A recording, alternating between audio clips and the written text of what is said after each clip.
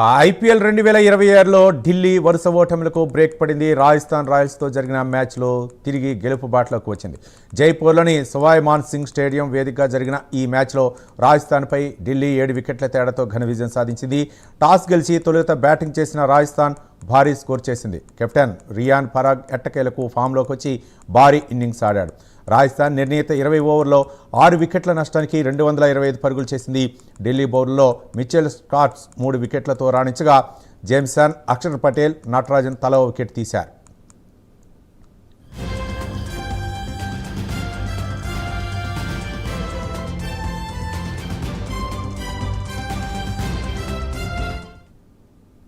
అనంతరం భారీ లక్ష్య ఛేదనకు దిగిన ఢిల్లీ తొలి బంతి నుంచే గెలుపుపై కసితో ఆడింది. ఓపెనర్లు పదమ్ నిస్సంక్ 62 పరుగులు, కేఎల్ రాహుల్ 75 పరుగులతో అద్భుతమైన అర్ధ సెంచరీలతో జట్టు గెలుపునకు గట్టి పునాది వేశారు. అనంతరం నితీష్ రాణా, ట్రిస్టన్ స్ట్రబ్స్, అశుతోష్ శర్మ తమ వంతు పాత్రలు పోషించి ఢిల్లీని విజయ తీరాలకు చేర్చారు. 19.2 ఓవర్లో ఢిల్లీ 3 వికెట్లు మాత్రమే కోల్పోయి 226 పరుగుల లక్ష్యాన్ని ఛేదించింది. రాజస్థాన్ బౌలర్లో జోఫ్రా ఆర్చరర్, తుషార్ దేశ్పాండే, రవీంద్ర జడేజా తలో వికెట్ తీశారు.